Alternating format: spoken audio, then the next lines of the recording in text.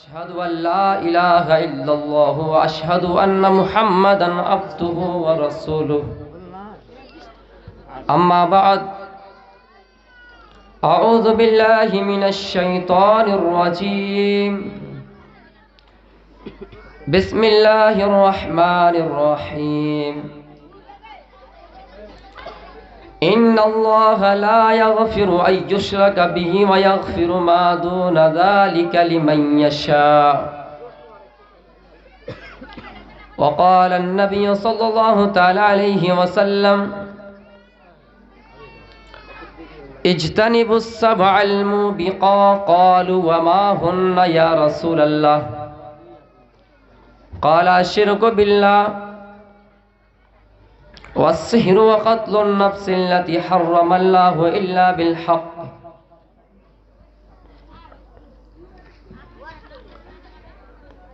अज्ञा हेतु किरत मोह मदा अंधिकारम ना संविधायम हे तदो दैते विवेक अहमिद पितु परि मेधामिर्तस्य जगरबहम सूर्यवाजनी अंधात्मा पर भी शांति असंभूति मुपस्ते। अल्लाह रब्बुल आलमीन की तमाम तारीफ और तौसीफ जिन्होंने हम बनी नु इंसान को इस रुए ज़मीन के अंदर इंसान बनाया और अल्लाह ताला ने इंसान की तारीफ करते हुए कुरान करीम के अंदर नक्शा खींचा कि वलकद कर्रम न बनी आदम, क्या इंसानों हमने तुम्हें इज्जत दी। और आयत के आखिर में अल्लाह ताला चौंका देने वाले जुमले कहा कि वह फज़्ज़लनाहुम अला कसीरिम मिम्मन खलक़ना तफ़ज़ीला, और हमने इंसान को तमाम मखलूक़ात पर फजीलत दी। अल्लाह ताला के बहुत सारे मखलूक़ात हैं, कम अज़ कम 18,000 मखलूक़ात हैं, लेकिन अल्लाह ताला ने इंसान को तमाम मखलूक़ात पर फजीलत दी। शेर को दहाड़ने वाला कहा गया। शेर जब दहाड़ता है, किसी इंसान पर छलंग लगा दे तो वो इंसान एक ही वक्त उनकी जान निकल जाएगी, लेकिन फिर भी अल्लाह ताला ने इंसान के मातहती शेर को कर दिया। इंसान जब चाहता है उसको पिंजरे में कैद करता है, जब चाहता है उसको नचवाता है। सांप कितना खतरनाक, डेंजर और जहरीला जानवर है, बावजूद इंसान के हाथ में कर दिया, मुट्ठी में कर दिया। इंसान जब चाहता है उसको कोठरी में, अलमारी में बंद कर देता है। इंसान जब चाहता है उसको इस्तेमाल करता है। तो मेरे भाइयों, अल्लाह ताला ने इंसान को तमाम मखलूक़ात पर फजीलत दी। शॉर्ट करके मैं अपना तारुफ बयान कर रहा हूं कि मैं किशनगंज का हूं, लेकिन अब तक मुझे किशनगंज की हकीकत मालूम नहीं जितना कि कटिहार की हकीकत मालूम है। मेरी पैदाइश के बाद जब से होश संभालना मैं शुरू हुआ, इब्तिदाई तालीम कटिहार के सरजमीन पर हुई, और इसी सरजमीन पर एक एक साल नहीं बल्कि 6-6 साल मैंने गुजारा। और अल्लाह का फजल व करम से मेरे पुरख आबा व अजदाद भी इसी सरजमीन के रहने वाले, जिसको झारकाहा और पारा वगैरह के नाम से जानते हैं, बस थोड़ी ही किलोमीटर दूर हैं। आप जानते ही होंगे, इस इलाके से वाकिफ होंगे, जहां पर मेरे पुरखों आबा व अजदाद अब भी मौजूद हैं। उसी सरजमीन पर मेरे आबा व अजदाद की पैदाइश हुई है। वो अलग बात है कि मेरी पैदाइश किशनगंज की धरती में हुई, लेकिन मुझे मोहब्बत अभी भी आपके इलाके से है, क्योंकि आज मैं जो स्टेज पर आया हूं और आपके सामने आया हूं, ये आपके सरजमीन पर इल्म हासिल करके ही आया हूं। कोई मुझे करोड़ों रुपया खर्च करके आपके सामने नहीं ला सका है। मैं अपने दौलत और प्रॉपर्टी की वजह से आपके बीच नहीं आ पाया हूं। वो एक चीज़ है तो इल्म है जो आपके सरजमीन पर रहकर मैंने हासिल किया है। मेरे भाइयों, मैं इंशाअल्लाह आखिर में वेदों का खुलासा भी बयान करूंगा। बाकायदा कमेंट्स आया कि मुझे मना किया गया, लेकिन ये आदि है, हम तो कुछ बोलेंगे ही, चाहे आप कितना ही मना कीजिए। तो पहले आप ہم اور آپ خود کی اصلاح کر لیتے ہیں. اصلاح سب سے ضروری ہے. انسان اگر اپنے آپ کے اندر انقلاب نہ پیدا کرے، اپنے آپ کو نہ پہچانے، تو یہ دوسروں کو کیا پہچانیں گے؟ اگر اپنے آپ کے اندر اخلاق اور کریکٹر نہ ہو تو دوسروں کو کیا یہ ادب دیں گے؟ اللہ تعالیٰ نے نقشہ کھینچا قرآن کریم کے اندر کہ ان اللہ لا یغفر ما یشرک بہ ویغفر ما دون ذلک لمن یشاء. اللہ تعالیٰ شرک کے علاوہ سب کو معاف کر دیتا ہے، سب گناہوں کو معاف کر دیتا ہے. اسی طرح ایک آیت میں اللہ تعالیٰ یہ بھی کہا ان اللہ لا یغیر ما بقوم حتی یغیر ما بانفسہم، کہ کوئی انسان اپنے حقیقت کو جب تک نہ بدلے، اپنے حالات کو نہ بدلے، اللہ تعالیٰ بھی اس کے حالات کو نہیں بدلتے ہیں. یعنی خدا نے آج تک اس قوم کے حالات نہیں بدلی، نہ وہ خیال جس کو اپنے آپ کے حالات بدلنے کا. ہم اگر اپنے آپ کے حالات نہ بدلیں، ہم اپنے آپ اگر انقلاب نہ پیدا کریں، ہمارے اندر جو برائیاں ہیں ہم اپنے غریبان میں جھانک کر نہ دیکھیں، ہم اپنے سینوں کو نہ ٹٹولیں، تو میرے بھائیوں معاف کیجئے گا، افسوس کی بات ہے کہ آپ دوسروں کو نصیحت اور دوسروں کو نہیں سمجھا سکتے جب تک اپنے آپ نہ دیکھیں کہ ہم کس پانی میں ڈوب رہے ہیں، ہم کس پانی میں تیر رہے ہیں. جب تک ہمیں اس سمندر کی گہرائی معلوم نہ ہو، اب دوسروں کو کیسے بتا سکتے ہیں کہ اس سمندر سے مت جائیے، یہاں پہ گہرائی اتنی ہے. اللہ تعالیٰ نے انسان کو مخاطب کر کے کہا کہ اے لوگوں، میں تمہارے حالات نہیں بدلتا یہاں تک کہ تم اپنے آپ کو نہ پہچان جاؤ، اپنے آپ کی حالات نہ بدل لو. میرے بھائیوں، اب ہم اور آپ کیسے حالات بدلیں گے؟ دو چار مثالیں میں آپ کے سامنے رکھتا ہوں. ہمارے سماج کے اندر جو برائیاں اور جو فساد ہے، ہمیں ان کی طرف تھوڑی جھانکنا ہے، ہمیں اپنے آپ کو دیکھنا ہے. میرے بھائیوں، ہمیں سفر کرنا ہے کٹیہار کا، خود پہلے احتیاط برتنا ہے کہ ہم جو ٹیکسی ڈرائیور یا کسی پر سوار ہے، ہمیں خود دایاں سائڈ پکڑنا ہے یا بایاں سائڈ سے چلنا ہے، یہ ہمیں خود احتیاط کرنا ہے. اس کے بعد ہو سکتا ہے کہ کوئی الگ روٹ سے آئے اور ہماری گاڑی سے ٹکرا دے، یہ الگ بات ہے کہ قسمت میں اللہ تعالیٰ اگر لکھ دے تو ایسا ہونا ہی ہے، یہ حادثہ ہونا ہی ہے. لیکن ہماری اور آپ کی سب سے پہلی جو ذمہ داری بنتی ہے وہ ذمہ داری یہ ہے کہ ہمیں سب سے پہلے سائڈ پہچاننا ہوگا کہ ہمیں دائیں سے چلنا ہے یا بائیں سے. میرے بھائیوں، ہمارے سامنے اگر کسی ایسے لوگوں کا سامنا ہو جائے جو بالکل ہم سے منہ بازی کرتا ہے، جو ہم سے غلط بات بولتا ہے، ہم سے منہ لڑاتا ہے، ہم کو غلط الٹی سیدھی باتیں بتاتا ہے، تو ہمارا جو سب سے پہلا کام ہے، قرآن میں اللہ تعالیٰ نے اسی آیت کو نقشہ کھینچا ہے کہ جب اذا خاطبہم الجاہلون قالوا سلاما، اے لوگوں، جب تمہارا نادانوں سے سامنا ہو جائے، جب جاہلوں سے سامنا ہو جائے تو تم ان سے سلام کہہ کر نکل جاؤ.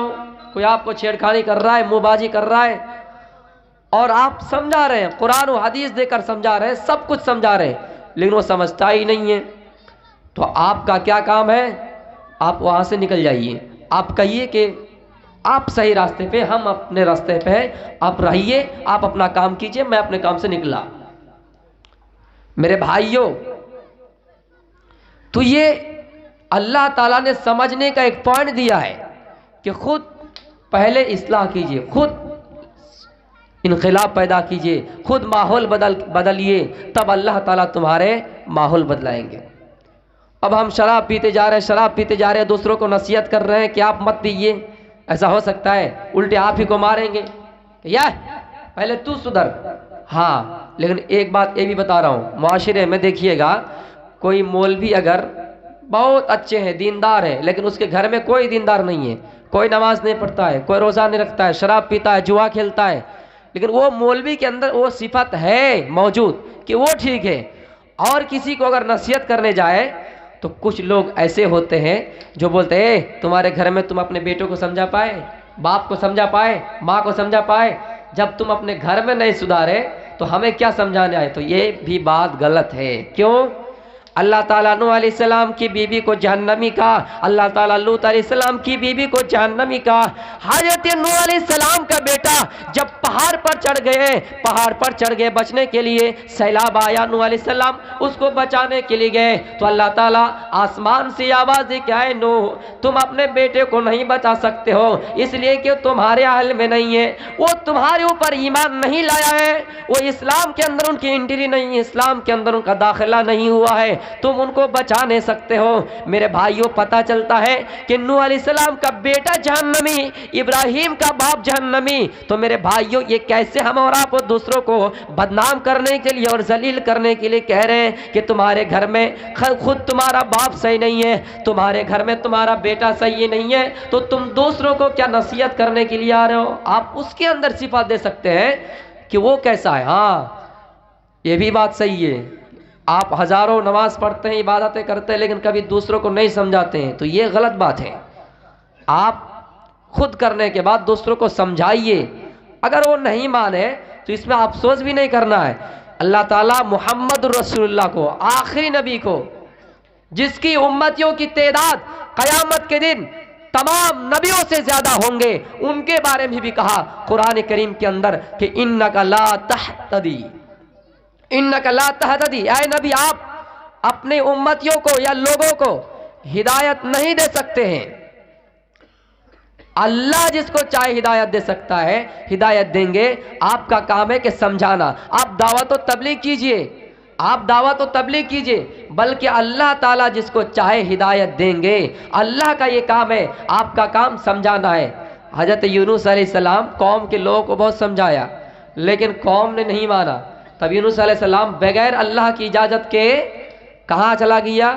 اپنا ملک چھوڑ کر چلا گیا، وطن چھوڑ کر چلا گیا۔ بہت پردھان منتری ایسے بھی ہیں، جھولا جھولا کے بولتے ہیں نا، جھولا لے کے نکل پڑیں گے میرے بھائیوں، پتہ نہیں کب دیش بیچ کر نکل جائے، تو ایسے پردھان منتری سے بچیے گا، بچ کر رہیے گا۔ ہاں، تو یونس علیہ السلام اللہ کی پرمیشن کے بغیر، اجازت کے بغیر کہاں چلا گیا؟ اپنے قوم کو، اپنے ملک کے لوگوں کو وطن چھوڑ کر چلے گئے، اپنا دیش چھوڑ کر چلے گئے۔ جب کشتی بیچ میں پھنسی اور ہل ڈل کرنے لگی تو ان کا ایک دستور تھا ان زمانے میں کہ ایک قرآن اندازی کیے جاتے تھی کہ کون گنہگار ہے، جو گنہگار ہوگا اس کو کشتی سے اتار دیا جائے گا، کشتی ہل ڈل نہ کرنا بند ہو جائیں گے۔ تو میرے بھائیوں، یونس علیہ السلام نے خود اقرار کر لیا کہ میں ہی گنہگار ہوں۔ کیسے؟ اس لیے کہ میں نے اپنے لوگوں کو چھوڑ کر چلا آیا، میں اپنے امتیوں کو چھوڑ کر چلا آیا۔ میرے بھائیوں، تو اس سے پتہ چلتا ہے کہ آپ ہدایت لوگوں کو نہیں دے سکتے ہیں، بلکہ آپ لوگوں کو سمجھا سکتے ہیں۔ اب آئیے میں آپ کو اور 2-3 واقعات سے سمجھا رہا ہوں۔ اے لوگوں، اگر آپ اپنے اندر انقلاب پیدا کیجئے گا، انشاءاللہ ہماری مسجدیں بنیں گی، ہماری مسجدیں بنیں گی، مسجد توڑی نہیں جائے گی، مسجد توڑی نہیں جائے گی۔ کیوں؟ شکنتلا ایک لڑکی کا نام ہے، اور یہ کون ہے؟ پنڈت کی بیٹی شکنتلا۔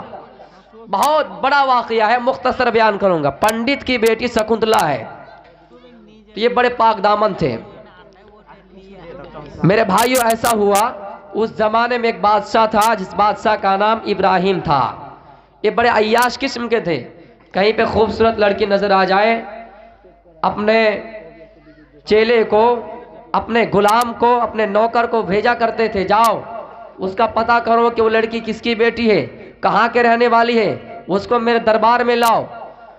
شکنتلا کے بارے میں ایک دن جان گیا، پنڈت کی بیٹی ہے۔ کون جان گیا؟ ابراہیم۔ اپنے فوج کو بھیجا، جاؤ پتہ کر کے آؤ اور انہیں اپنے گھر میں لے کر آؤ۔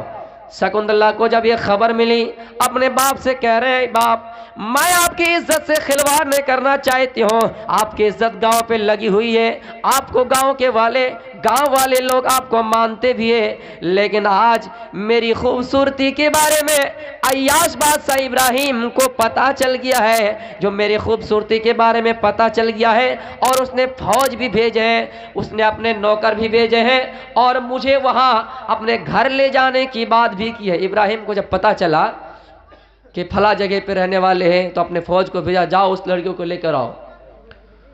شکنتلا نے کہا اپنے باپ سے، تو باپ نے کہا بیٹی کیا کر سکتے ہو، اتنے بڑے ملک کا بادشاہ بنا ہوا ہے، کیا بھی کر سکتے ہیں، اگر وہ آپ کو لے کر ہی جائے تو ہم کیا کر سکتے ہیں؟ ایک کام کیجئے، آپ کو ان کے گھر جانا ہے تو آپ دلہن بن کر جائیے، آپ ان کے فوج سے کہیے کہ ہم دلہن بن کر اس کے گھر جائیں گے۔ کس کے پاس؟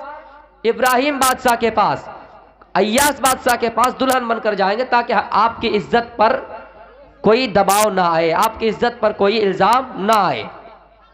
1 مہینہ کا ٹائم لے لیا۔ شکنتلا کتنی بڑی ہوشیار تھی میرے ماں بہنوں، سنو۔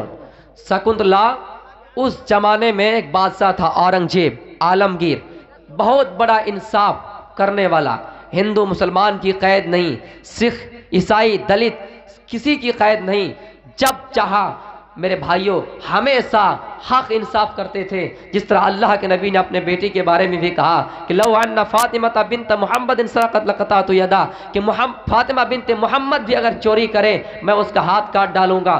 اس کو بادشاہ کے بارے میں پتہ چلا تو انہوں نے کیا کیا؟ بھیس بدلا، جنانا چولا اترا اور مردانہ چولا پہنا، یعنی یہ عورت کا لباس اتار کر مرد کی شکل اختیار کر کے اس بادشاہ کے پاس چلے گئے، اورنگزیب عالمگیر بادشاہ کے پاس، اور جا کر شکایت کیے کہ ایسی ایسی بات ہے۔ اورنگزیب عالمگیر بادشاہ نے کہا اے میری بیٹی ایک کام کرو، تم گھر چلے جاؤ، آج چلے جاؤ گھر، جو ہوگا دکھا جائے گا۔ پریشان ہو گئے کہ بادشاہ کے پاس امید لے کر آئے، لیکن بادشاہ نے کچھ کیا نہیں۔ پھر جا کر اپنے ابو کو بتایا، ابو صاحب بادشاہ نے ایسا بتایا۔ ابو کہہ رہے میری بیٹی میں نے تو تمہیں پہلے ہی منع کیا کہ کوئی کچھ کرنے والا نہیں ہے، تمہیں تمہاری عزت پر وہ کھلواڑ کرے گا، تمہیں کوئی بچانے والا نہیں ہے، تو تم پھر کیوں اس کے پاس گئے؟ لیکن بیٹی کا جواب سنیے، بیٹی نے کہا ہے میرا ابو ہاں یہ صحیح ہے، لیکن مجھے اتنا یقین ہے کہ جو بادشاہ مجھے بیٹی کہے وہ اپنے بیٹی کے بارے میں کیسے یہ سوچ سکتا ہے کہ اس کے بیٹی کے ساتھ کوئی کھلواڑ کرے؟ مجھے اس بادشاہ کے اوپر یقین ہو گیا ہے، مجھے اس بادشاہ کے اوپر اعتماد ہو گیا ہے۔ انہوں نے جب مجھے بیٹی کا الفاظ کہا تو مجھے یقین ہو گیا کہ نہیں وہ میرے لیے کچھ ضرور کرے گا۔ کس بادشاہ کی بات کر رہے ہیں؟ اورنگزیب کی، کہ جب بیٹی کہا تو میری کچھ نہ کچھ وہ مدد کریں گے۔ سنیے 1 مہینہ کے بعد جب بادشاہ ایاس بادشاہ آ گئے، ڈولی سجا کر اس کو لے جانے والے ہیں اپنے محل میں، خوشی کے مارے میں کسی کو 100 روپیہ دے رہے ہیں، کسی کو 1000 روپیہ دے رہے ہیں، کسی کو 1,00,000 روپیہ دے رہے ہیں، خوشی کے مارے میں دے رہے ہیں۔ کیوں؟ اس کے گھر میں خوبصورت لڑکی جائے گی۔ میرے بھائیوں وہ بادشاہ جس کے پاس یہ شکایت لے کر گئے، اورنگزیب عالمگیر بادشاہ فقیرانہ لباس میں آ گئے اور اس کے سامنے کھڑے ہو گئے کہ مجھے بھی کچھ دے دو۔ اس نے کچھ دیا بھی، جیسے وہ اپنا بھیس اتارا، فقیرانہ لباس اتارا اور دیکھا کہ بادشاہ آگے، کہاں سے آئے؟ بولا تم کے پہچانا نہیں میں کون ہوں؟ کہا پہچان گئے۔ تو میرے بھائیو اس نے کیا سزا دی سنیے، اصل جو پوائنٹ ہے وہ لاسٹ میں ظاہر کروں گا۔ کیا سزا دی؟ ہاتھی کو بلایا، گھوڑے کو بلایا اور اس کے پیر کے اوپر ایاس اور ظالم بادشاہ کو باندھ دیا، اور گھوڑا چلانے والا، ہاتھی چلانے والا کو اس کے اوپر بٹھایا اور کہا دوڑاؤ گھوڑا، ہاتھی دوڑاؤ، اور اس ایاس بادشاہ کو تڑپا تڑپا کر انہی ہاتھی کے پیر پہ، انہی گھوڑے کے پیر پر یہ ان کے پیٹ پھٹ جائے، ان کا سر پھٹ جائے اور اسی سے کچل کر ان کی موت ہو جائے، یہ سزا دی ایاس بادشاہ کو، یہ سزا دی۔ میرے بھائیوں ہندوستان میں یہ اگر قانون نافذ ہو جاتے تو آج آصفہ جیسے 8 سال معصوم بچی کی عزت سے کوئی کھلواڑ نہیں کر پاتا، نربھیا جیسے کوئی لڑکی پر کھلواڑ نہیں کر پاتا، میرے بھائیوں پرینکا ریڈی کے ساتھ کوئی کھلواڑ نہیں کر پاتا۔ یہ قانون اگر نافذ ہو جاتے میرے بھائیوں اس پر چرچے نہیں ہوں گے، بعد میں چرچے ہوں گے، کیوں اس پر اگر چرچے ہوں گے تو آدھے لوگ نکل جائیں گے سیاست سے۔ ہاں تو میرے بھائیوں کیا ہوا؟ وہ بادشاہ جنہوں نے ایسا انصاف کیا، پنڈت کے سرزمین پر 2 رکعت نماز ادا کی، پنڈت بہت خوش ہو گئے اور خوشی کے مارے میں اس جگہ کو مسجد بنانے کے لیے دے دیے۔ میرے بھائیوں ایسا کریکٹر اور اخلاق اگر اپنائیے گا تو لوگ مسجدیں بنائیں گے، مسجدیں بنانے کے لیے آپ کو جگہ دیں گے، مسجدیں توڑی نہیں جائے گی، لیکن شرط ہے کہ ہم اپنے آپ کے اندر انقلاب پیدا کریں، ہم اپنے آپ کے پہلے حالات بدلیں، اس کے بعد اللہ تعالی ہماری حالات بدلیں گے۔ میرے بھائیوں اسی چیز کو تو مہاتما گاندھی جی نے کہا تھا۔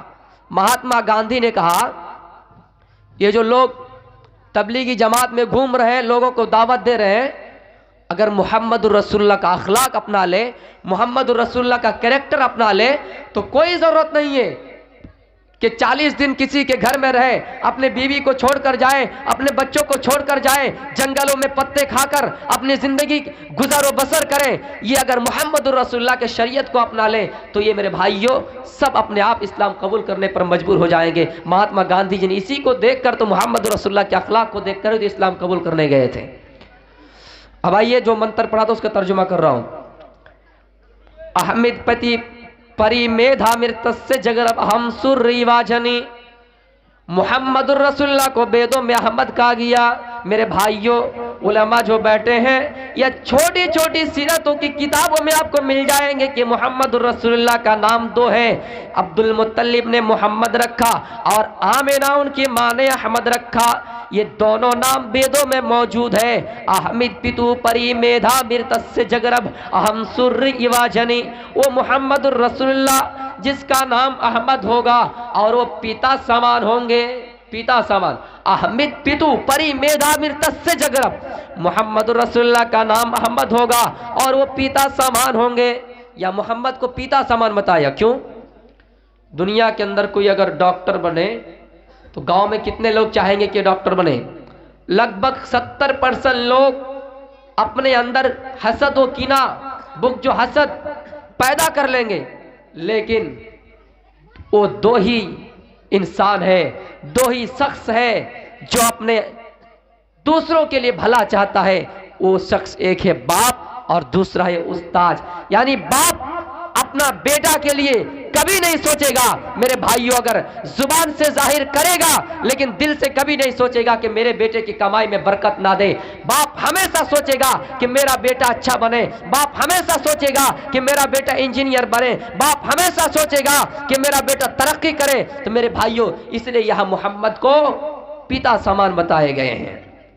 احمد پیتو پری میدھا مرتس سے جگرب اہم سر ریواجنی، اور وہ احمد دنیا کو روشن چمکانے والا بن کر آئے گا، دنیا کو روشن کرے گا، روشن سورج کی طرح روشن ہوگا۔ میرے بھائیوں اسی کو تو قرآن کریم کے اندر فرمایا کہ وَسِرَاجًا مُنِيرًا، اے نبی ہم نے آپ کو چمکنے والا سورج کی طرح بنا کر بھیجا ہے۔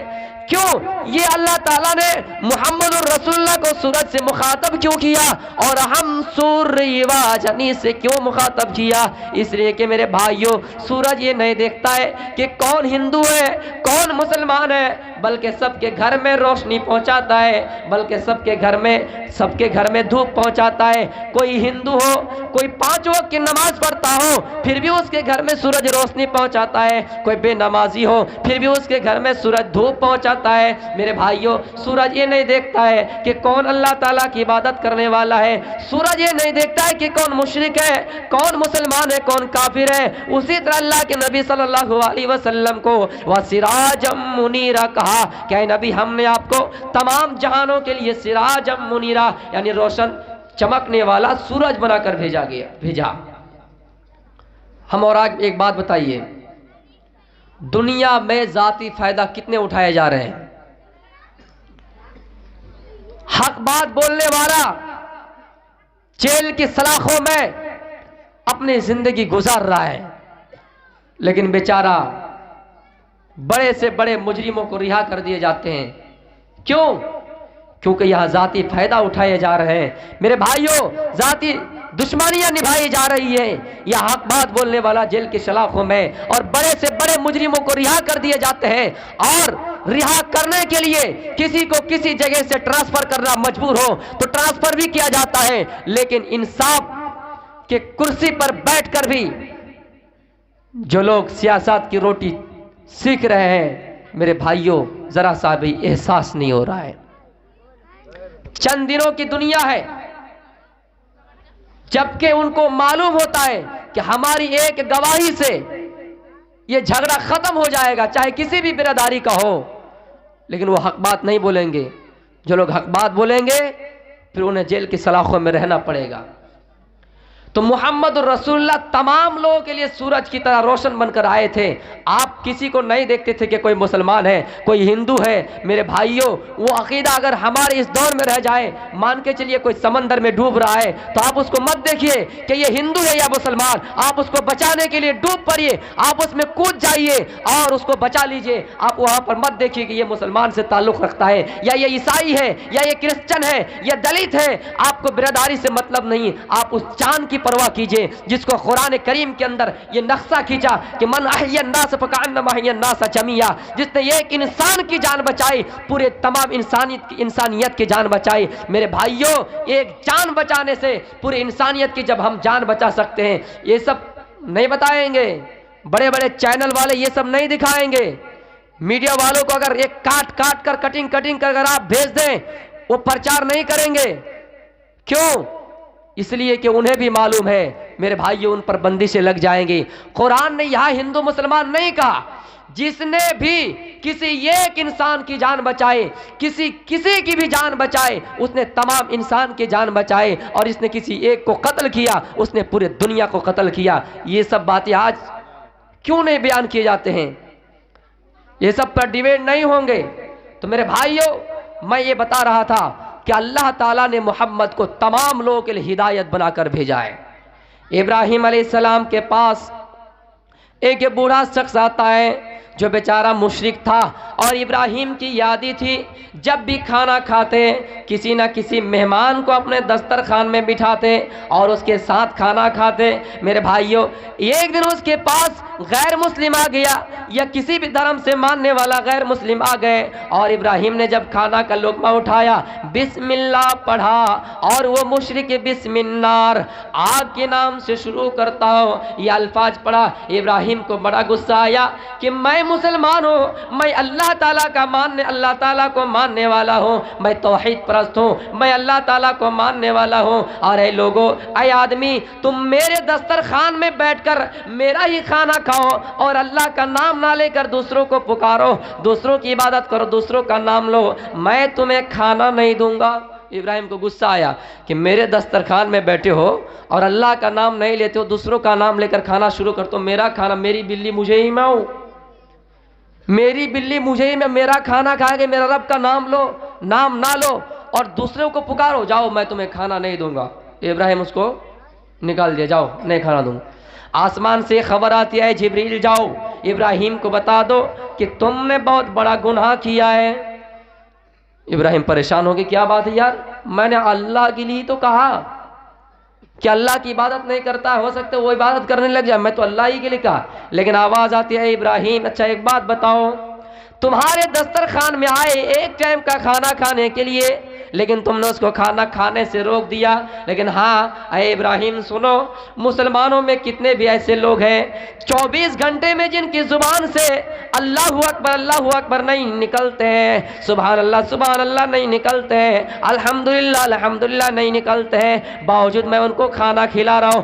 پوری دنیا کے تمام انسانوں, تمام پرانیوں کو, تمام جاندار چیزوں کو میں کھانا جب کھلا سکتا ہوں اور قیامت تک کھلا سکتا ہوں, اور یہ تمام انسانوں کو پالنے والا, آسمان و زمین کا رچنا اور رچیا کار کرنے والا میں ہوں, جبکہ تمام انسانوں کا کھانا کھلانے والا میں ہی خالق ہوں, میں ہی جبار ہوں, میں ہی مالک ہوں, میں ہی رازق ہوں. اور تمہارے سامنے ایک ٹائم کا کھانا کھانے کے لیے آئے تو تم اس کو دسترخوان سے بھگا رہے ہو. اے ابراہیم, میں نے تو تمام لوگوں کو قرب قیامت سے لے کر قیامت کی شب تک کھانا کھلاؤں گا, یہ میں اللہ ہوں, یہ اپنے رحم و کرم سے کھلاتا ہوں, لیکن ایک ٹائم کا کھانا کھلانے سے تم نے اس کو کیوں روک دیا؟ اللہ تعالیٰ کہتا ہے کہ میں اس کو ہر دن کھلاتا ہوں, ہندو مسلمان نہیں دیکھتا ہوں, مسلمانوں میں کوئی عبادت کرتا ہے کوئی نہیں کرتا, باوجود میں کھلاتا ہوں, لیکن تم نے ایک ٹائم کے لیے روک دیا. تو میرے بھائیوں, محمد الرسول اللہ تمام لوگوں کے لیے ہدایت بن کر آئے تھے. اب یہ دوسرا منتر پڑھتا ہوں, اگیا ہے تو کرت محمد اندھیکارم نا سمبدھایم ہی تدو دیتے ببیکا. محمد کو اللہ تعالیٰ نے اس دنیا کے اندر بھیجا, کیوں؟ جب یہ دنیا تاریکی میں ملبوس ہو چکی تھی, راہ ضلالت پر لوگ آ چکے تھے اور مستقیم سے بھٹک رہے تھے, لوگ ادھر ادھر بھٹک رہے تھے, لوگوں کو اچھا شادی کا طریقہ معلوم نہیں تھا, لوگوں کو जनाजे का तरीक़ा मालूम नहीं था, लोगों को चलने फिरने का तरीक़ा मालूम नहीं था, लोग अंधेरों में मलबूस हो चुके थे। तो अल्लाह ताला ने मुहम्मदुर रसूलुल्लाह को आखिरी नबी बनाकर भेजा कि आप दुनिया में अंधेरों में आएंगे, अंधेरों को नाश करेंगे और क्या करेंगे, उजाला करेंगे। अगिया है तो किरत मोहम्मदा अंधिकारम नासम विधाया, उसी को वेदों में कहा गया, अय मोहम्मद आएंगे, अंधेरों को नाश करेंगे और दुनिया में उजाला करेंगे। मेरे भाइयों, कैसे अंधेरों को नाश किया? लोग जुए में इतना मशगूल हो जाया करते थे, लोग जुआ खेलने में इतना परेशान हो जाया करते थे। कोई अगर रकम हार जाता, लाख 2 लाख रुपया हार जाते, अपने बिल्डिंग लगा देते। मेरे भाइयों, बिल्डिंग हार जाते, फिर अपनी जमीन और जायदाद को जुए में लगा देते, यहाँ तक के अपने दुकान को गिरवी रख देते। मेरे भाइयों, और ये भी फरमाया कि दुनिया में सबसे ज्यादा अगर किसी से मोहब्बत की जाए तो एक लौता बीवी है, बीवी को भी ये जुए में लगा देते थे। मेरे भाइयों, क्या जमाना था, क्या जमाना जाहिलियत के क्या लोग थे मेरे भाइयों, जो अपनी बीवी को भी जुए में लगा दे। सबसे ज्यादा मोहब्बत हम और आप किससे कर रहे हैं? बीवी से। और ये बीवी का रिश्ता सिर्फ दोस्ताना रिश्ता ख्वाहिशात और जिनसी ख्वाहिशात के लिए ही नहीं है, बल्कि एक दोस्ताना रिश्ता होता है। इससे बढ़कर दुनिया में कोई दोस्ती हो ही नहीं सकते हैं। मेरे भाइयों, अल्लाह के नबी सल्लल्लाहु अलैहि वसल्लम ने इसीलिए तो कहा कि ऐ लोगों, अगर तुम्हें तुम्हारी बीवी की डांट और डपट सुनना पड़े तो तुम सुन लेना, थोड़ी सी कमी कजी अगर उनकी निकल जाए उनको बर्दाश्त कर लेना। और यहां तो ये भी तो कहा कि जब तुमने महर देकर उनको अपने अंडर में कर लिया, वो तुम्हारे इक़्द में आ गए, वो तुम्हारे निकाह में आ गए, तो आज के बाद से सारी जिम्मेदारी तुम्हारे ऊपर आयद है। नान नफका रोटी कपड़ा लत्ता जो सब चीजें हैं वो तुम्हारी जिम्मेदारी है। बाकी तुम्हारी बीवी अगर चाहे तो खाना बनाएंगी, तुम्हारी बीवी चाहे तो अपने बच्चे को दूध पिलाएंगी, ये सारी जिम्मेदारी तुम्हारी है। ये तो हमारे ऊपर और आपके ऊपर रहम करती है। मेरे भाइयों, तो बीवियों से मोहब्बत करने का सिलसिला कितने अच्छे अल्लाह के नबी ने बताए, लेकिन उस जमाने में बीवी को भी लोग जुए में लगा देते थे। लेकिन हाँ, एक बात ये भी सुनिए, बीवी को फिर इतनी अहमियत और इतना दर्जा मत दीजिए कि वो आपके सर पर बैठ जाए, क्योंकि ये थोड़ी सी कम अक्ल की होती है, इनके दिमाग कभी कभी उलझ जाती है। एक वाकया आपने सुना होगा, हम में से बहुत ऐसे भी लोग हैं जिनको पढ़ने का 3 गोद होते हैं।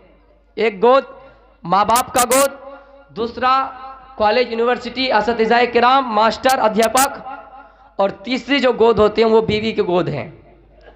अगर आप हकीकत में किसी इल्म से वाकिफ नहीं है तो आपको ये ऐसा पढ़ाएगी गोया कि आप सोचेंगे यार ये लोग फला जो स्कूल डीएस कॉलेज खोल के रखे, लगता है इनसे बढ़कर यही अध्यापक है, ये लगता है यही सबसे बड़ा मुअल्लिमा और आपा बनकर आए हैं। तो इनकी खोपड़ी देखिए।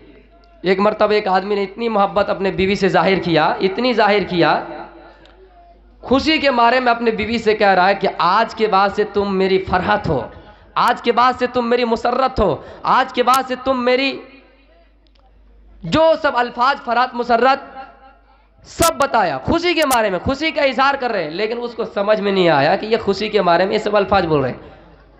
तो उसने क्या किया, उस औरत ने, यार आप इतना मुझसे मोहब्बत करते हैं, आप फरहत नुसरत इस्मत सबको छोड़कर जब मेरा ही नाम ले रहे, तो आज के बाद से मैं जब्बर सत्तर अब्दुल जब्बर जो भी सबको तलाक दे रहा हूं, सबके नंबर डिलीट कर रहा हूं, आज के बाद से तुम ही मेरा सब कुछ हो। बात को समझिए, मतलब ये खुशी के मारे में फरहत, इसका माना भी खुशी, मुसरत इसका माना भी खुशी, खुशी के मारे में फरहत मुसरत इस इफ़त ये कर रहे हैं, और इसको लग रहा है कि इनके साथ ये कनेक्शन थे, ये इसको छोड़ रहा है, तो हम भी आज के जब्बर सत्तर सबको छोड़ रहे हैं, सबको नंबर डिलीट कर रहे हैं। तो ये थोड़ी सी उल्टी खोपड़ी है। पढ़ाएगी, इस तरह पढ़ाएगी। एक आदमी दुआ कर रहा था अल्लाह ताला से जल्दी शादी हो जाए, जल्दी शादी हो जाए, तो अल्लाह ताला ने उनकी जल्दी शादी कर दी। फिर दुआ कर, अल्लाह बच्चा दे दे, जल्दी बच्चा पैदा हो जाए। 3 महीने में बच्चा पैदा हो गया। खुशी के मारे झुम रहा, बेटा पैदा हुआ। गाँव में खुशी के मारे में घूम रहा है, मेरा बेटा पैदा हुआ, क्या करना है। लोग बोल रहे, बे कमीने, 3 महीने में बच्चा पैदा हुआ, ये तो पता करो कि कहाँ से बच्चा आया। कहाँ से आया, मेरी बीवी ने तो जाना है, कहाँ से लाए बच्चा। بیوی کے پاس آیا اور دوڑ دوڑ کر چپل اٹھا کر مارنا شروع کیا. بیوی کو لگا کم وقت میرے کون سا شوہر میرے قسمت میں آ گئے. کہا کیوں مار رہے, یہ بچہ کہاں سے لایا؟ میں نہیں تو جانا, آپ نے دیکھا نہیں؟ لوگ بول رہے 3 مہینے میں بچہ پیدا ہوتا ہے. ہاں تو کون آپ کو پڑھا دیا کتنے مہینے بچہ پیدا ہوتے؟ کہا 9 مہینے میں. یار اس کو حساب بھی جوڑنا نہیں آتا, 9 ہی تو مہینے ہوئے. کہا کیسے؟ اچھا ایک بات بتاؤ, تمہاری شادی ہمارے ساتھ کتنے مہینے کے ہوئے؟ کہا 3 مہینہ. اور ہماری جو شادی تمہارے ساتھ ہوئی ہے اس کا کتنے مہینے ہوئے؟ کہا 6 مہینہ. 3 اور 3 6. اب کتنے مہینے کے بعد یہ بچہ پیدا ہوا؟ کہا 3 مہینہ. یار 3 اور 6 تو 9 ہی ہو گئے. یہ کم وقت کمینہ, لوگ جل رہے ہیں بیٹا پیدا ہو اس لیے جلن پیدا ہو گیا, چھوڑو اس کے بعد. تو میرے بھائیوں پڑھانے والے مل جائیں گے. اللہ کے نبی نے فرمایا لوگ جوئے میں اتنا مشغول ہو جایا کرتے تھے کہ اپنی بیوی کو بھی اس جوئے میں لگا دیا کرتے تھے. میرے بھائیوں زمانہ جاہلیت میں کیسا رسم و رواج شادی کا تھا؟ میرے بھائیوں جب کسی کے یہاں شادی کے لیے کوئی لڑکی جوان ہوتی, کوئی لڑکی بالغ ہوتی, نکاح کا کیا دستور تھا؟ میری ماؤں بہنوں اس بات کو غور سے سنو اور اپنے ذرا غریبان میں جھانک کر دیکھو کہ شادی کا رسم و رواج کیا تھا. جب کوئی لڑکی بالغ ہوتی گاؤں سے نوجوانوں کو بلایا جاتا اور ان کے لیے ایک کمرہ بک کیا جاتا. پھر اس کمرے کے اندر ان نوجوانوں کو کہا جاتا کہ تمہارے لیے یہ ٹکٹ ہے, فلاں ٹکٹ ہے, اس کے بعد تمہاری باری ہے, اس کے بعد تمہاری باری ہے, اتنا ٹائم متعین کر دیا, ہاں تم ان کے ساتھ منہ کالا کرو.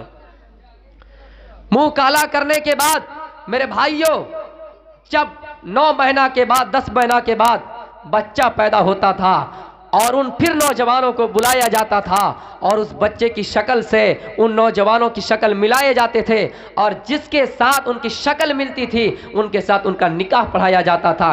یہ نکاح شریعت میں جائز نہیں ہے. اور یہ جو زبردستی والا کام چل رہا ہے, آج بھی چل رہا ہے کہ بیٹی کو, لڑکی کو ماں یا پھر خالہ یا جو بھی ہو زبردستی کہیں پہ شادی دلا رہے ہیں, یہ شریعت میں ابھی بھی یہ رشتہ جائز نہیں ہے. بیٹی کو اگر منظور ہے کہ اس کے ساتھ شادی کریں تو وہ کر سکتی, یہ اسلام میں جائز ہے. لیکن بیٹی کو بہت ایسا نکاح ہم نے دیکھا, نکاح پڑھانے کے وقت بھی ان سے کہا جا رہا ہے, بہلایا جا رہا ہے, پھسلایا جا رہا ہے, جلدی ہاں بھرو نا. تو یہ بڑے بڑے پراپرٹی والے دولت والے لڑکا آئے ہیں, انجینئر لڑکا آئے, جلدی کچھ غلط نکل جائے تو یہ بھاگ جائیں گے, جلدی بولو. یہ زبردستی نکاح جائز نہیں ہے. سنیے, یہ زبردستی والا نکاح جائز نہیں ہے. اور ایک بات یہ بھی بتا رہا ہوں, شریعت میں لڑکے کے ولی کی کوئی ضرورت نہیں ہے. لڑکے کا باپ اعتراض ہے, ماں اعتراض ہے, پورے خاندان والے اعتراض, اس سے کوئی مطلب نہیں. لڑکا جس سے چاہے شادی کر سکتا ہے, یہ رشتہ جائز ہے. لیکن لڑکی اپنے باپ کے, اپنے ولی کے پرمیشن کے بغیر شادی نہیں کر سکتی ہے, یہ جائز نہیں. کورٹ میرج کرنے والوں, کورٹ میرج میں دنیا میں یہ پرشاسن کی نظروں سے بچنے والوں, حکومت کے نظروں سے بچنے والوں اور یہ لوگوں کے عوام کی نظروں سے بچنے والوں, دنیا کی نظروں میں اور عدالتوں میں بچ سکتے ہو, لیکن اسلام کی عدالتوں میں, قیامت کی عدالتوں میں, اللہ تعالیٰ کی عدالتوں میں نہیں بچ سکتے ہو. یہ اسلام میں جائز نہیں ہے. لڑکی کی طرف سے کوئی ولی ضرور ہونا چاہیے. کوئی اگر کسی سوال یہ اٹھتا ہے کہ کوئی غیر مسلم کو لے کر بھاگ کر شادی اگر کی ہو, ان کا ولی کہاں ڈھونڈا جائے؟ تو محلے میں سے کسی جو مالک ہے, محلے کا جو آدمی مین آدمی ہوتا ہے, اس کو اس کا ولی بنا دیا جائے, اس کے بعد ان کا نکاح پڑھایا جائے. محمد آئیں گے, اندھیروں کو ناش کریں گے. آپ نے اندھیروں کو کیسے ناش کیا؟ میرے بھائیوں اس زمانے میں لڑکیوں کی کیا حیثیت تھی؟ لوگ لڑکیوں کو زندہ درگور کر دیا کرتے تھے, لوگ لڑکیوں کو زندہ مار دیا کرتے تھے.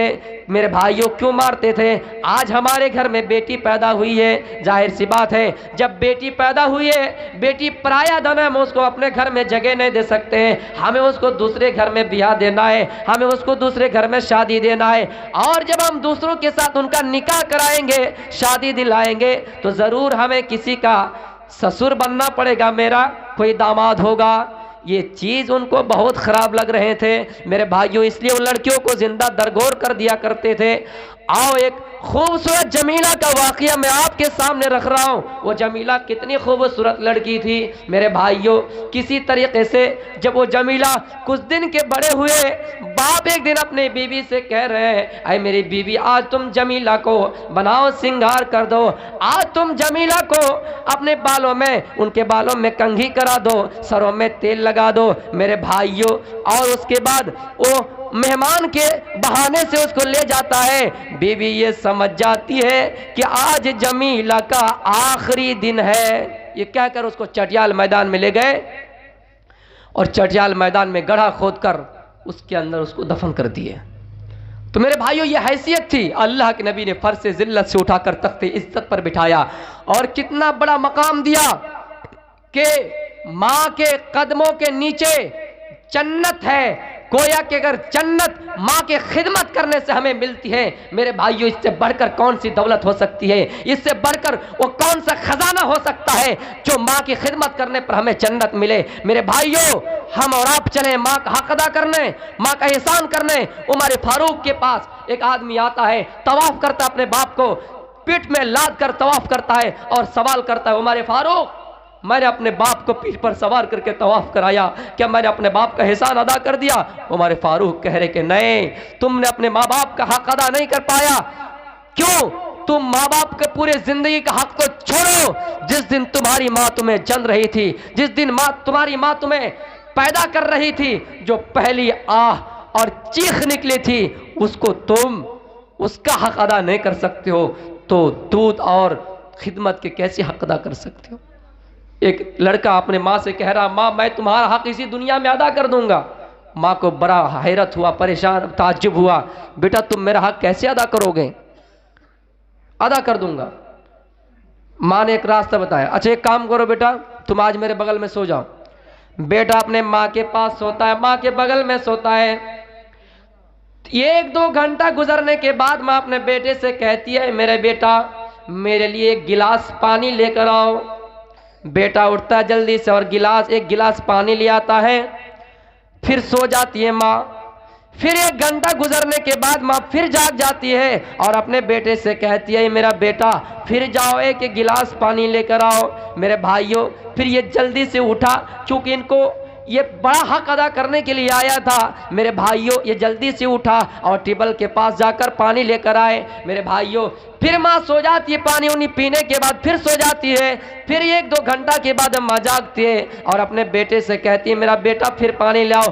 बेटा को बड़ा गुस्सा आया, माँ तुमने ये कौन सी नौटंकी बना रखी है, ये कौन सी बेवकूफ़ बना रहे हो? ये क्या तुम्हें बार बार आज ही प्यास लग रहे हैं? क्या बार बार तुम्हें आज ही प्यास की शिद्दत महसूस हो रही है? माँ कहती है, मेरा बेटा यही हक अदा करने चला आया था, यही एहसान करने चला आया था, माँ का हक अदा करने चला आया था। है मेरा बेटा सुनो, जब तुम बचपन में जब तुम चलने की ताकत नहीं रखते थे, उठने की ताकत नहीं रखते थे, चलने फिरने की ताकत नहीं रखते थे, सुनो जब तुम बिस्तर में पेशाब पाखाना कर देते, जब तुम बिस्तर में पेशाब पाखाना कर देते, मैं तुमको दाएं करवट से उठाकर बाएं करवट में रखती। जब तुम बाएं में भी पेशाब कर देते, मैं बाएं से उठाकर तुम्हें अपने गोद में ले लेता। मेरे भाइयों ये हक अदा कैसे होगा? मेरे भाइयों अल्लाह ताला ने इसीलिए तो कहा कि मैंने औरत को इतना बड़ा मकाम दिया है जो किसी भी धर्म में नहीं है, किसी भी बिरादरी में नहीं है, किसी भी कौम के अंदर यह औरत को इज्जत नहीं है। हाँ, औरतों का पर्दा के बारे में जिक्र है। संस्कृत में जो मनुस्मृति की किताब आती है उसमें भी बाकायदा लिखा हुआ है, ये 5वां अध्याय के अंदर कहा गया है कि औरत संरक्षण में रहेगी बाप के पहले, उसके बाद जब बाप का इंतकाल हो जाए तो अपने भाई के संरक्षण में रहेगी, फिर जब शादी हो जाए तो अपने शौहर के संरक्षण में रहेगी, और फिर जब शौहर का इंतकाल हो जाए तो बेटे के संरक्षण में रहेगी। हर धर्म में सबूत मिलता है, लेकिन इस्लाम ने जो मकाम और मर्तबा दिया कि माँ के कदमों के नीचे जन्नत है, माँ के कदमों के नीचे जन्नत है मेरे भाइयों। और ये भी औरत को कहा गया, ऐ लोगों दुनिया की अगर कोई कीमती दौलत है, दुनिया का अगर सबसे बड़ा खजाना कोई कीमती खजाना है तो नेक और सालेह औरत है। तुम्हारी जिंदगी में अगर नेक और सालेह औरत आ जाए, तुम्हारी लाइफ में अगर तुम्हारी बीवी अच्छी आ जाए तो तुम्हारे लिए पूरी जिंदगी सही है। अगर बीवी خراب آ جائے، اگر بیوی تمہاری صحیح نہ ہو تو گویا کہ سمجھو تمہاری پوری زندگی برباد ہے۔ یہاں بیوی کو پوری دنیا کا سب سے بڑا خزانہ، قیمتی خزانہ اور قیمتی دولت کہا گیا ہے۔ اس سے زیادہ اور کس برادری میں، کس مذہب میں عورت کو اتنی عزت دی گئی ہے؟ میرے بھائیوں، یہاں تک فرمایا گیا کسی کی تین بیٹیاں ہوں، اے لوگوں 3 اور 4 بیٹیوں پر منہ کالا کرنے والوں، منہ بگاڑنے والوں اور اللہ سے الٹی سیدھے اعتراض کرنے والوں، اللہ سے الٹی سیدھے سوال کرنے والوں اور اللہ پر غصہ ہونے والوں اور اپنے نفس پر بالکل کمزوری محسوس کرنے والوں، ناشکری کرنے والوں، سنو اللہ کے نبی نے فرمایا جس کی 3 بیٹی ہو اور اس نے اس کی صحیح تربیت کی ہے، اس نے اس کی صحیح پرورش کی ہے، تو سنو اس کے لیے جنت ہے، اس کے اوپر جنت واجب ہو جاتا ہے، وہ بیٹیاں اس کو قیامت کے دن جنت کے اندر لے کر جائیں گے۔ یہ اللہ تعالیٰ نے عورت کو عزت کے طور پر یہ چیز کہا ہے۔ اس منتر کا خلاصہ اتنا ہی کافی تھا۔ اب آئیے میں آپ کو بتا رہا ہوں اسلام کے بنیادی ارکان کتنے ہیں۔ 5 چیزوں پر اسلام کے بنیادی ارکان رکھے گئے ہیں۔ عبداللہ ابن عمر اس حدیث کے راوی ہے، مسلم شریف کی حدیث ہے کہ شہادت اللہ الہ الا اللہ، پہلی چیز اللہ تعالیٰ کو دل سے اقرار کرنا، اس کے اوپر ایمان لے آنا۔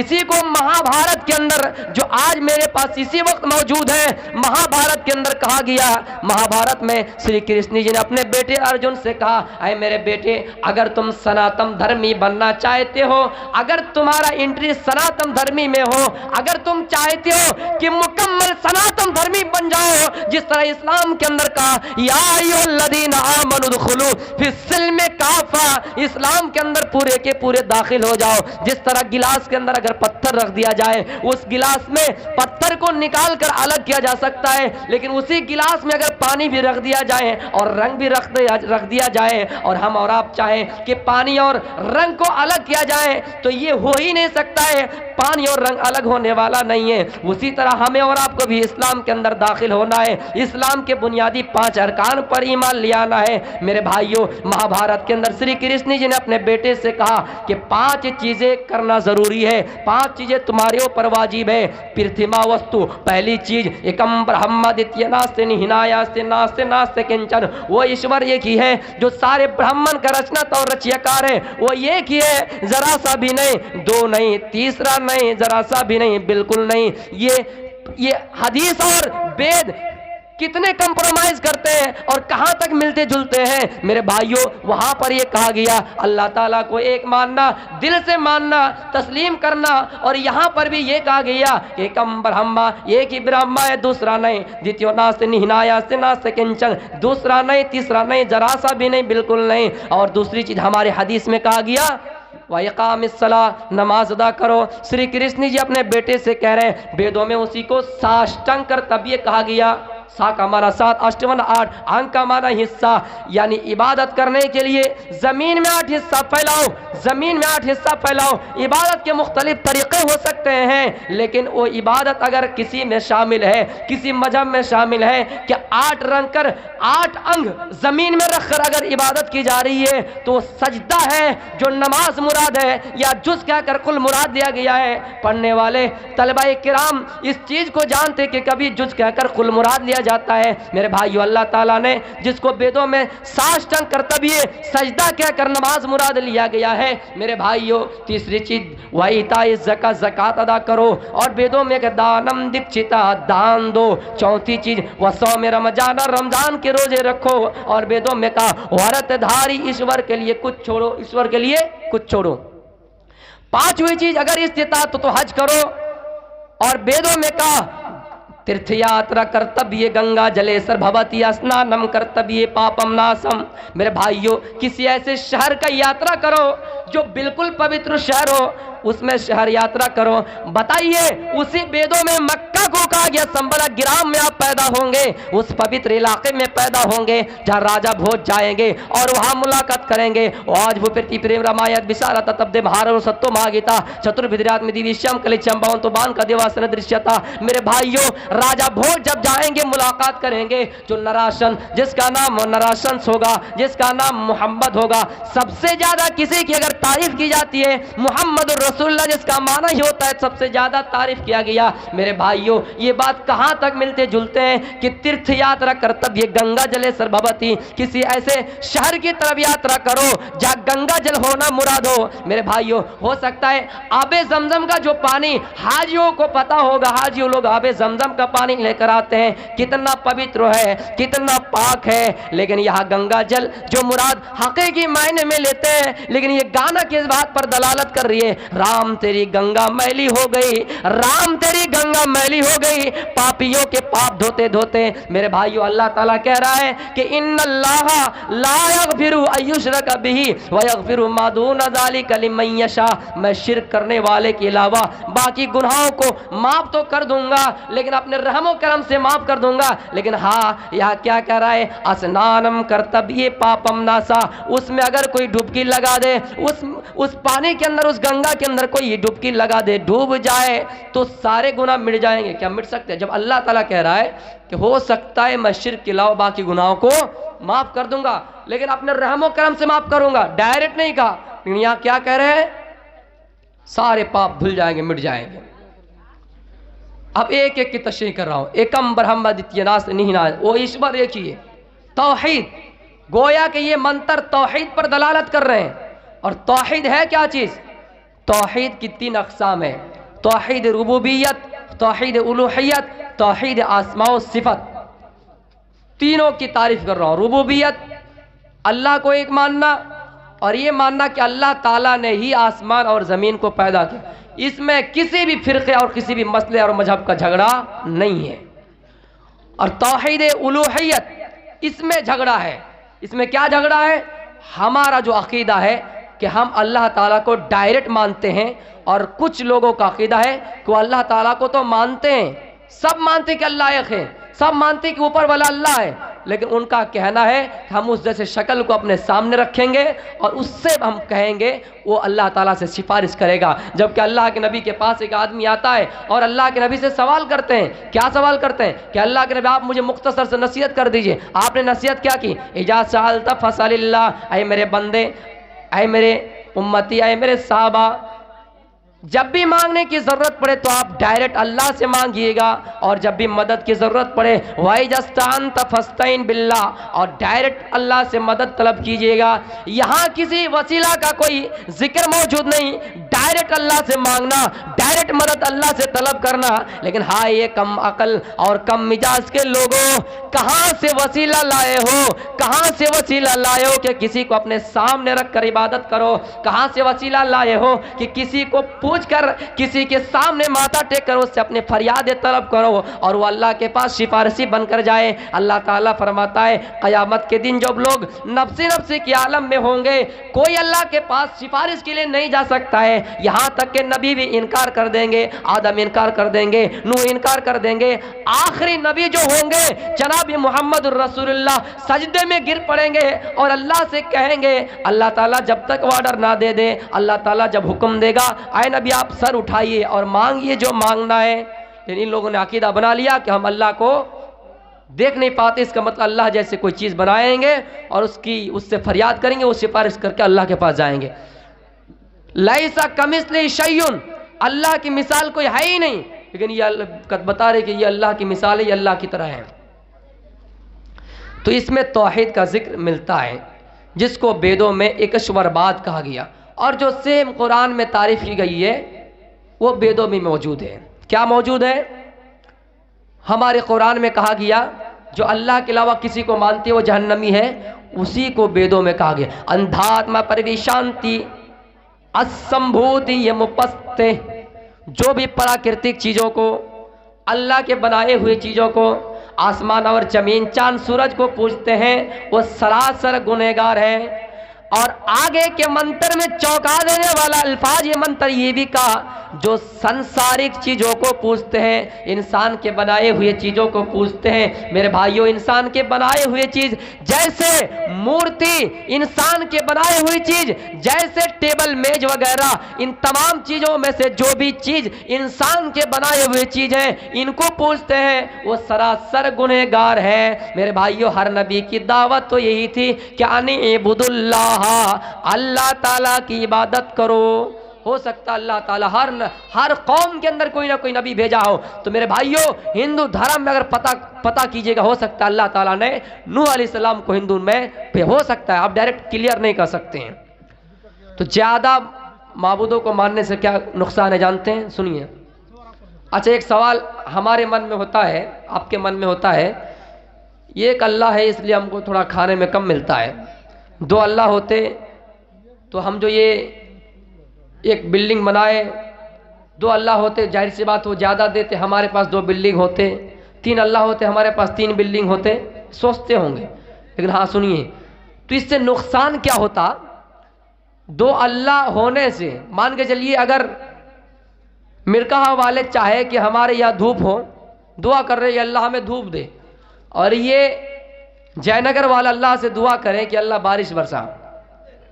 دو اللہ ہوتے تو جھگڑتے کہ نہیں؟ ایک اللہ کہتے ہیں نہیں ہم مرکہ والے کی بات سنیں گے، وہاں کے لوگ بہت اچھے ہیں. دوسرا اللہ کہتے کہ نہیں ہم جے نگر والے کی بات سنیں گے، یہاں بڑا جلسہ ہو رہا ہے، لوگ بیٹھے بڑی تعداد میں بھرے مجمع میں لوگ دعا کر رہے ہیں، ہم اس کی بات سنیں گے. تو اللہ کے درمیان تنازع اور جھگڑے ہوتے، نعوذ باللہ من ذالک. تو اسی طرح سنسکرت میں منوسمرتی میں ایک بہت بڑا دلچسپ واقعہ لکھا ہوا ہے. میں بتا رہا ہوں، اجازت نہیں، پرمیشن نہیں، پھر بھی بتا رہا ہوں. تین آدمی کسی دریا کا سفر کر رہے تھے، کسی سمندر کا یاترا کر رہے تھے، سفر کر رہے تھے. ایک مسلمان تھا، ایک عیسائی تھا اور ایک ہندو بھائی تھے. جب بیچ ندی میں کشتی ڈوبنے لگی تو مسلمان نے اللہ سے کہا اے اللہ اسم اللہ ہم سنکٹ موچن، اے اللہ تو ہمیں اس مصیبت سے بچا لے. سنکٹ موچن، یا اللہ ہمیں اس مصیبت سے بچا لے. اللہ تعالیٰ نے اس مسلمان کو بچا لیا. عیسائی نے کہا او مائی گاڈ پلیز ہیلپ می. یہ انگلش کا لفظ کہاں سے ہے مجھے نہیں معلوم. او مائی گاڈ پلیز ہیلپ می، اے ایشور تو ہمیں بچا لے. عیسائی کو بھی اس کے رب نے بچا لیا. لیکن میرے بھائیوں زیادہ دیوی دیوتاؤں کو ماننے والے، زیادہ خداؤں کو ماننے والے برہما برہما چلانے لگے، اے برہما مجھے بچا لے، اے برہما مجھے بچا لے. برہما جی بچانے کے لیے آ ہی رہے تھے، انہوں نے وشنو کا نام لینا شروع کیا، وشنو جی مجھے بچا لیجئے، وشنو جی مجھے بچا لیجئے. وشنو جی بچانے کے لیے آ ہی رہے، یہ پھر شنکر شنکر چلانا شروع کیا. شنکر آ ہی رہے، پھر انہیں رام رام شروع کیا، پھر رام رام شروع کیا. اس کے بعد پھر سیتا سیتا کہنا شروع کیا. میرے بھائیوں اسی طرح کرتے کرتے وہ آدمی ڈوب جاتا ہے اور مر جاتا ہے. ان کے دھرم میں ایک بات یہ بھی لکھی ہوئی ہے، جو آدمی اچھا عمل کرے گا، اچھا نیک کام کرے گا، اللہ تعالیٰ اس کو دوبارہ زندگی دے گا، پنرجنم میں انسان کا روپ دے گا. باقی جو غلط کام کرے گا، کوئی کتے کی شکل میں آئے گا، کوئی بلی کی شکل میں آئے گا، کوئی جو بھی مطلب ان کے دھرم میں لکھی ہوئی ہے ان کی شکل میں اس دوبارہ جنم ہوگا. ہمارے یہاں بھی دوبارہ جنم کا ذکر ہے، لیکن ہمارے یہاں عقیدہ ہے کہ ہمیں انسان ہی بنائے جائیں گے. وہ الگ بات ہے کہ کوئی بوڑھے ہو کے اگر مرتے تو ان کو جوانی ملیں گی، یہ الگ بات ہے، لیکن انسان کا ہی روپ دیا جائے گا. لیکن ان لوگوں کے درمیان جو جیسا عمل کرے گا ان کو ان کے حساب سے جنم دیا جائے گا. تو وہ آدمی اچھا عمل کیا تھا، انسان بنائے گئے. جو ڈوب گیا، سارے لوگ کھڑے ہیں ایک جگہ پہ اور کہہ رہے کہ تم نے دنیا میں اچھا عمل کیا. کون سا اچھا عمل کیا تھا کہ تم نے انسان بنائے گئے؟ تم انسان کیا کر رہے ہو؟ آج کے بعد سے تم میرے کوئی کام کا ہے ہی نہیں. کیوں؟ اتنے رہنے کے باوجود تم نے ہم کو بچا نہیں پایا. مسلمان کو اس کے رب نے بچا لیا، عیسائی کو اس کے رب نے بچا لیا، اور آپ ہمارے اتنے ہوتے ہوئے بھی ہم کو نہیں بچا پائے. وہ سب کہہ رہے ہیں اے آدمی جب تم نے برہما برہما کہنا شروع کیا، میں بچانے کے لیے آ ہی رہا تھا، لیکن تم نے پھر وشنو وشنو کہنا شروع کیا. لیکن مجھے بڑا غصہ آیا کہ تم نے میرا نام لینا چھوڑ دیا. میں کیسے آتا بچانے کے لیے؟ وشنو جی آپ نے کیوں نہیں بچائے؟ وشنو کہہ رہے میں بچانے کے لیے آ رہا تھا، لیکن تم نے شنکر شنکر چلانا شروع کیا. اسی طرح کرتے کرتے آخری میں جس کا نام لیا وہ سیتا جی ہے. سیتا جی سے کہا گیا اے سیتا جی تم نے اس کو کیوں نہیں بچایا؟ سیتا جی کہہ رہے ہیں کہ میں مرد، میں ناری تو نر، میں ناری میں استری تو پروش، میں ناری تو نر، میں تمہارے جسم میں کیسے ہاتھ لگاتی؟ اس لیے مجھے تھوڑا سا ٹائم لگا. کیا ٹائم لگا؟ میں اپنے بال کٹا رہی تھی، مردانہ لباس پہن رہی تھی، جنانہ چولا اتار رہی تھی، عورت کی لباس اتار رہی تھی اور مردانہ لباس پہن رہی تھی. میں مرد کی شکل میں تمہارے پاس جانے کے لیے تیار ہو رہی تھی، اتنے میں تم ڈوب کر مر گئے تو میرا کیا قصور ہے؟ تو میرے بھائیوں زیادہ دیوی دیوتاؤں کو ماننے سے یہی ہوگا. ہمارے مسلمان بھائیوں کے اندر کیا ہم سمجھ رہے ہیں کہ ہمارے اندر شرک نہیں بھرے ہوئے؟ ہمارے اندر بھی شرک کے الفاظ کوٹ کوٹ کر بھرے ہوئے ہیں۔ اللہ کے نبی فرماتے ہیں اے لوگو، ایک عورت اگر تمہیں جنت لے جا سکتی ہے، لیکن وہی عورت ایک ایک مرد کو نہیں بلکہ چار چار مردوں کو ایک ساتھ جہنم میں لے جا سکتی ہے۔ میرے بھائیوں، کیسے ہم خود متقی ہیں، ہمارے گھر میں ہماری بیوی نمازی ہے، لیکن ان کی زبان سے شرکیہ کلمات نہیں نکال رہے ہیں، ان کی زبان سے شرکیہ جملے ختم نہیں ہو رہے ہیں۔ کتنے مسلمان بھائی ایسے ہیں جو راستے میں سفر کر رہے ہیں اور اس کے سامنے سے اگر بلی گزر جائیں تو کھڑے ہو جاتے ہیں۔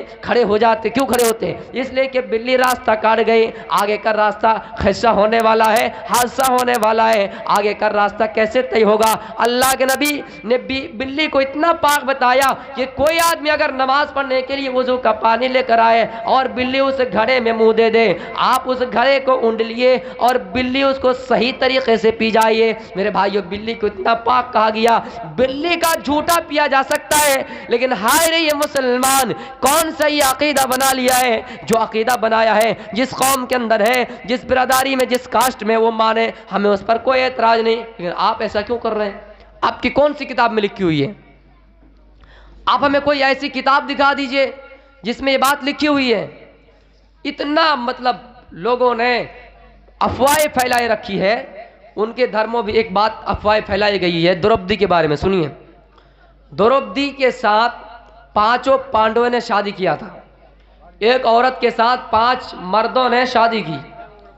اب یہ کس وجہ سے ہوئی؟ کسی نے کہا اس پر الزام لگایا گیا، بہرحال جو ہو، دروپدی کے ساتھ پانچوں پانڈووں نے شادی کر لیے اور پانچوں بھائی کی ذمہ داری دے دی گئی کہ پھلا ٹائم میں تم، پھلا ٹائم میں تم، پھلا ٹائم میں تم، اور یہ ایک نیم بنا لیا کہ ایک دروازہ، گھر کے دروازے میں جب کوئی پرویش کرے گا، داخل ہوگا تو باہر میں چپل رکھے گا تاکہ کوئی دوسرا بھائی آئے تو چپل دیکھ کر پہچان جائے کہ میرا کوئی بھائی اندر ہے، ہم ابھی نہیں جائیں گے۔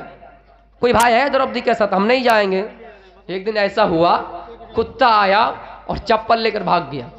پھر دوسرا بھائی آیا، اس کو لگا کہ ابھی دروپدی خالی ہے، چپل نہیں ہے، چپل دکھائی نہیں دی، یہ اندر گھس گئے۔ دکھائی نہیں دی چپل، کیسے گھس گئے؟ کہا چپل تو نہیں دکھائی دی۔ کہاں ہے چپل؟ ہاں، کون چپل لے گیا؟ پتا کرو۔ ڈھونڈنا شروع کیا چپل، بہت ڈھونڈا، ادھر ادھر تلاش کیا کہ کہاں مل جائے چپل۔ دیکھا کہ چپل کتا لے کر بھاگ رہا ہے، تو لکھنے والوں نے، افواہ اڑانے والوں نے لکھا ہے کہ اس کے بعد سے دروپدی نے کتے کو شراب دے دیا۔ کیا شراب دیا؟ کہ آج کے بعد سے تم جب کتیوں سے ملو گے تو کھلے میں ملو گے، لوگوں کے سامنے ملو گے، تمہاری عزت کا کوئی ویلو اور دام نہیں رہیں گی۔ آپ ایک بات بتائیے، کیا کتے ہی کھلے میں اپنے پارٹنر سے، اپنے کتیوں سے ملتے ہیں، باقی جانور نہیں ملتے ہیں؟ اللہ تعالیٰ اس کے دور میں کتنے پہلے اللہ تعالیٰ نے کتے کو مخلوق کی روپ میں اللہ تعالیٰ نے اس کا جنم دیا ہے، اور یہ لوگوں نے افواہ پھیلا دی ہے کہ دروپدی نے اس کو شراب دے دیا کہ کتے کھلے میں اپنے پارٹنر، اپنے بیوی سے ملیں گے، اپنے کتیوں سے ملیں گے۔ تو میرے بھائیوں، ہر دھرم میں کچھ نہ کچھ افواہیں پھیلائے گئے ہیں۔ مسلمانوں کے اندر یہ کون سی عقیدہ ہے کہ بلی راستہ کاٹ جائے تو ہم نہیں جائیں گے؟ سراسر غلط ہے۔ میرے باپ بہنوں نے کیا عقیدہ بنایا؟ میں نے دیکھا نمازی عورت کو، متقی عورت کو شرکیہ کلمات اور الفاظ اتنے کوٹ کوٹ کر بھرے ہوئے ہیں، اگر گنائیے گا تو ڈائری فل ہو جائے گی۔ پتہ نہیں کوے اگر گاگ گاگ کریں، مہمان آنے والے ہیں، تمہاری کتاب میں لکھی ہوئی ہے، نبی کی کتاب میں نہیں لکھی ہوئی ہے۔ تم جیسا کوئی بڑے مولوی ہے ہی نہیں، پتہ لگ رہا ہے کہ لندن سے پڑھ کے آئی ہے۔ تو میرے بھائیوں، اچھا ایک بات بتائیے،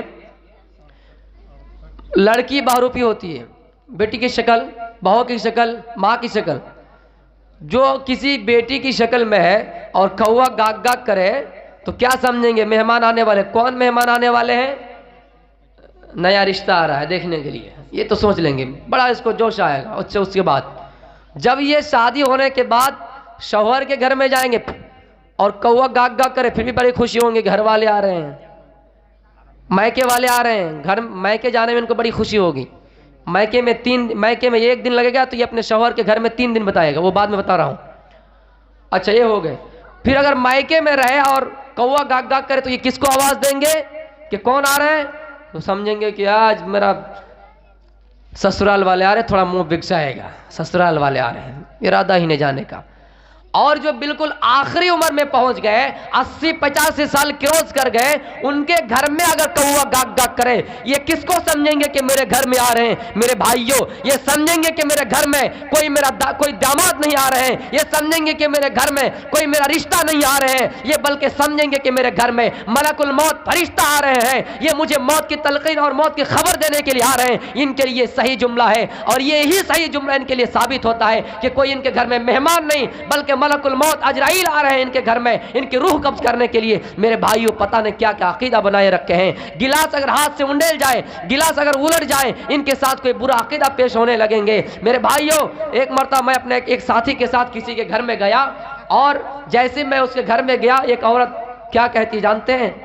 اللہ تمہاری عمر کو بہت لمبی کرے۔ میں نے کہا یار کیا ہو گیا، اچانک یہ جملے بول رہے ہیں؟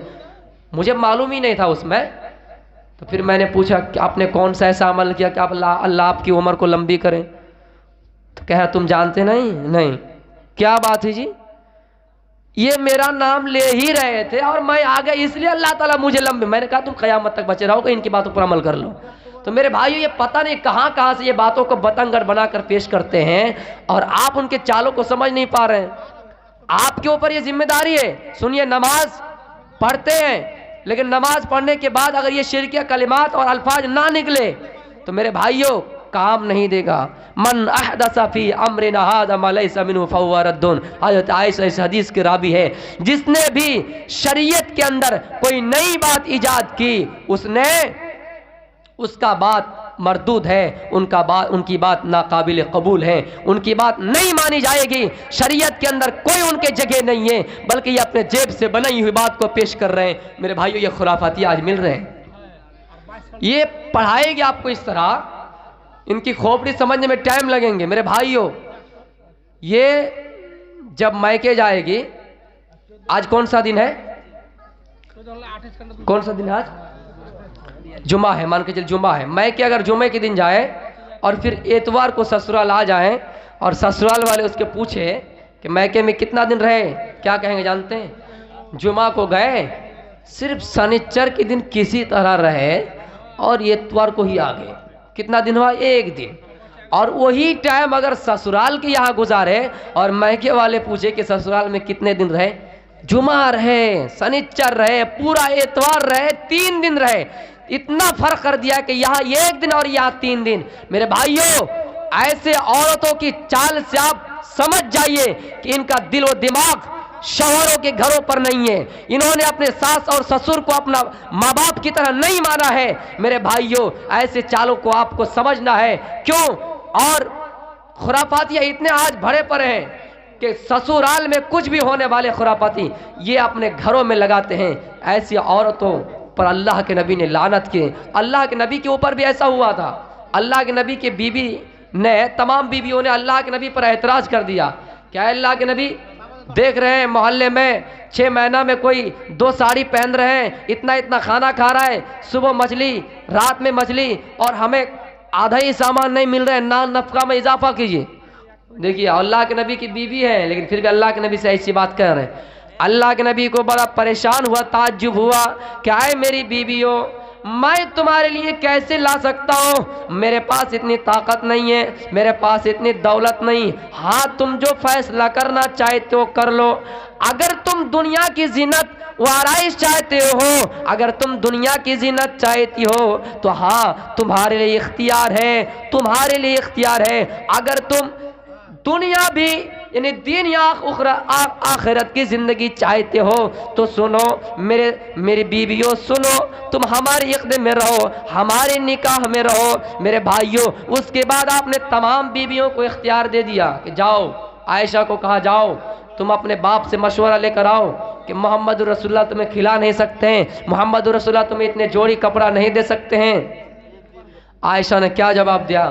اللہ کے نبی، آپ کے بارے میں آپ کی گھر کی خبر اور آپ کی خبر میکے میں لگاؤں، اپنے باپ کو بتاؤں؟ تو میرے پیاری بہنوں، آپ بھی جب بھی سسرال میں جائیے، بالکل سسرال کو اپنے گھر کی طرح سمجھیے، اور تھوڑی سی اگر ڈانٹ ڈپٹ کھا بھی لیتے ہیں، جلدی سے آپ ہر بات گھر میں مت لگائیے، کیونکہ یہ جو آپ دوسروں کو لگاتے ہیں یہ بات، یہ بہت بڑا زہر اور جسم میں سائیڈ ایفیکٹ بنتا ہے، اس کا بہت بڑا اثر ہوتا ہے، اس کو اپنا گھر سمجھیے۔ ہاں تو میں بتا رہا تھا توحید، توحید کیا چیز ہے؟ توحید کی قسمیں بتا رہا تھا کہ اللہ تعالیٰ توحید کے 3 قسم بتائے، اسماء و صفت، توحید الوہیت، توحید ربوبیت۔ یہاں شرک کو کیوں خطرناک جملہ کہا؟ اس لیے کہ لقمان حکیم نے اپنے بیٹے سے نصیحت کی، اے میرے بیٹے کبھی بھی شرک مت کرنا، اس لیے کہ شرک بہت بڑا ظلم ہے، شرک بہت بڑا ظلم ہے۔ اللہ تعالیٰ کے اسماء و صفات پر ایمان لیا نا، کیونکہ ویدوں سے اس کا ثبوت ملتا ہے۔ میرے بھائیوں، ایکم ستو بہودا ودنت، ایکم ستو بپر بہودا ودنت، اللہ تعالیٰ کے مختلف نام ہوں گے۔ لوگ اللہ تعالیٰ کو جبار سے بلائیں گے، لوگ اللہ تعالیٰ کو خالق سے بلائیں گے، لوگ اللہ تعالیٰ کو مالک سے بلائیں گے۔ یہ اسماء و صفات ویدوں میں بتلا رہے ہیں، یہ بھی بتا رہے ہیں کہ لم یلد ولم یولد، اللہ تعالیٰ کا کوئی باپ نہیں ہے اور نہ ہی وہ کسی کا بیٹا ہے، نہ کاسی کسکیجا جنیتا نہ کدیفا، وہ ایشور ایسا ہے جس کا کوئی باپ نہیں، دنیا کے اندر کسی عورت نے اس کو پیدا کیا ہی نہیں اور نہ ہی اس سے کوئی بیٹا جنا ہے۔ میرے بھائیوں، یہ تمام چیزیں اور تمام ثبوت ملنے کے باوجود بھی ہم اور آپ اللہ تعالیٰ کے اوپر ایمان کیوں نہیں لاتے ہیں؟ ہم اللہ تعالیٰ کے اوپر کیوں صبر نہیں کرتے ہیں؟ ہمارے پاس اگر چھوٹی چھوٹی مصیبتیں آ جائیں تو ہم اللہ تعالیٰ پر اعتراض کر دیتے ہیں، ہم اللہ تعالیٰ سے منہ پھیر لیتے ہیں اور پتہ نہیں اللہ تعالیٰ کو کیا الٹی سیدھے باتیں کرتے ہیں۔ میرے بھائیوں، یہی ہو جب آپ کے سامنے مکئی کا سیزن آئے گا، میرے بھائیوں، جو مکئی سے سکھانے والا اپنے سڑکوں پر مکئی رکھے گا اور خدا نہ خواستہ بارش آ جائے، وہ کیسے کیسے دعائیں دیں گے، کیسے کیسے دعائیں۔ اور تو میں کیا دعائیں، ایک افواہ پھیلائی گئی، یہ جو آسمان، یہاں تک بات سننے میں آیا کہ آسمان جو اتنے اوپر ہے، یہ اوپر گایا کیسے جانتے ہیں؟ مرد لوگ نہیں جانتے ہیں آسمان کیسے اوپر گیا، جانتے ہیں؟ نہیں، یہ ایک عورت کا کمال ہے، یہ افواہ پھیلائی گئی، ایک عورت کا کمال ہے کہ کسی زمانے میں ایک عورت کچھ چیزیں سکھا رہی تھی، اللہ تعالیٰ نے بارش برسائی، اس عورت کو بڑا غصہ آیا ہے، دیکھا نہیں، نظر نہیں، نعوذ باللہ من ذالک، انہوں نے جیسے جھاڑو اٹھایا آسمان اوپر چلا گیا، نعوذ باللہ من ذالک۔ تو میرے بھائیوں، یہ سارے چیزیں انہی کے درمیان ملیں گی۔ میرے بھائیوں، توحید کا ذکر ملتا ہے کہ مہی دیوس سے سبھی تو پرشتو مہان اماد توڑ تپسا پرستات یعنی آیا۔ میرے بھائیوں، احمد نام کا ایک آدمی جنم لے گا جو ایشور کا بہت کلپنا کرے گا، اللہ کا نام بہت زیادہ لے گا۔ آ رہا ہوں میں انشاءاللہ اور بیدوں پر تفصیلہ کروں گا۔ میرے بھائیوں دھیان سے غور سے سنیے گا، بھاگنے کی کوشش مت کیجئے۔ میرے بھائیوں، اللہ کے نبی کا نام احمد بتایا گیا، وہ ایشور کا بہت زیادہ نام لے گا۔ میرے بھائیوں، نام تو کون لینے والا ہے؟ کسی دھرم میں اللہ تعالیٰ کا اتنا نام نہیں لیا گیا ہے، کسی دھرم میں اس کے بھگوان کا نام اتنا نہیں لیا گیا ہے۔ محمد رسول اللہ سو رہے ہیں تو اللہ کا نام، کھانا کھا رہے ہیں تو اللہ کا نام، لیٹ رہے ہیں تو اللہ کا نام، قضاء حاجات کے لیے جا رہے ہیں تو اللہ کا نام، بیٹھ رہے ہیں تو اللہ کا نام۔ میرے بھائیو، ہم بستری کرنے جا رہے ہیں تو اللہ کا نام، وَعْلُرْ تَپَسَا پرستار، بہت زیادہ اللہ کا نام لینے والا ہوگا۔ یعنی آیا اس کے راستے کے علاوہ کوئی دوسرا راستہ نہیں، جس کو رامائن میں اس طرح دیکھا جا سکتا ہے، تب تک سندر مدی کویا بنا محمد پار نہ ہویا۔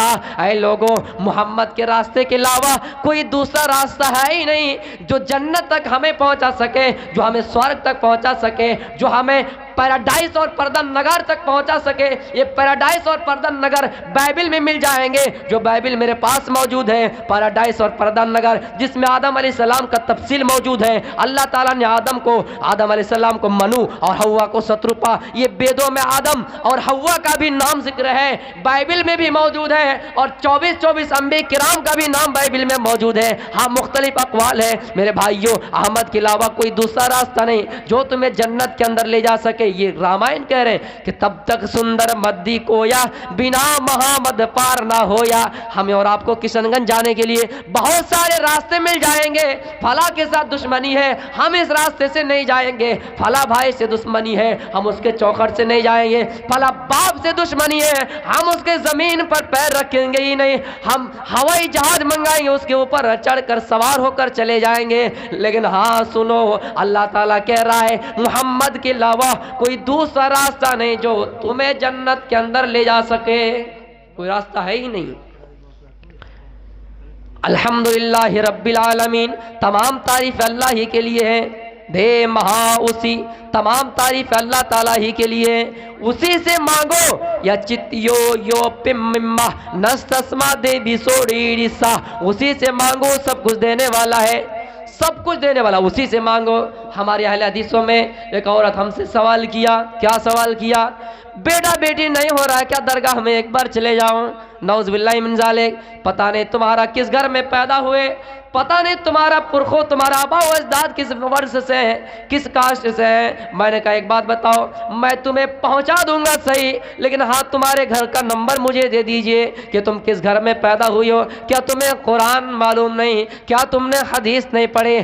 کیا تمہارے علاقے میں کوئی مولوی نہیں جو تمہیں یہ باتیں بتانے کے لیے میرے یہ پاس سوال کرنے کے لیے بھیجا تھا کہ فلاں سے پوچھئے گا کہ میں ایک بار بیٹا بیٹی مانگنے کے لیے کہیں چلے جاؤ؟ میرے بھائیو، اِذَا سَأَلْتُ فَاسْأَلِ اللَّهِ، جب بھی مانگو اللہ سے مانگو، وَإِذَا اسْتَعَنْتَ فَاسْتَعِنْ بِاللَّهِ، جب بھی مدد کی ضرورت پڑے تو اللہ سے مانگو۔ یہ کیسے کیسے کھوپڑی لے کر بیٹھے ہیں میرے بھائیو، اس کو میں نے سمجھایا اور پھر کہا دیکھو میں تمہیں ڈائریکٹ تو منع نہیں کر سکتا، اس لیے کہ آج اگر میں تمہیں ڈائریکٹ منع کر دوں، کل ہو کر تم دوسرے سوال پوچھنے کے لیے میرے پاس نہیں آؤ گے، لیکن میں نے اس کو ایسے بتایا، ہاں سنو اتنا میں تمہیں ضرور بتا رہا ہوں کہ تمہاری پیدائش کہاں ہوئی ہے۔ میرے بھائیو، اللہ کے نبی کے پاس دو چار صحابہ آتے ہیں اور آپ سے سجدہ کی اجازت طلب کر رہے ہیں، اے اللہ کے نبی میں نے ملک شام میں لوگوں کو دیکھا کہ وہ اپنے آقا کو، وہ اپنے غلام، وہ اپنے سرکار کو، اپنے حکومت کو، اپنے پر شاسن کو سجدہ کر رہے ہیں، ان کا اتنا بڑا مقام اور عزت دے رہے ہیں،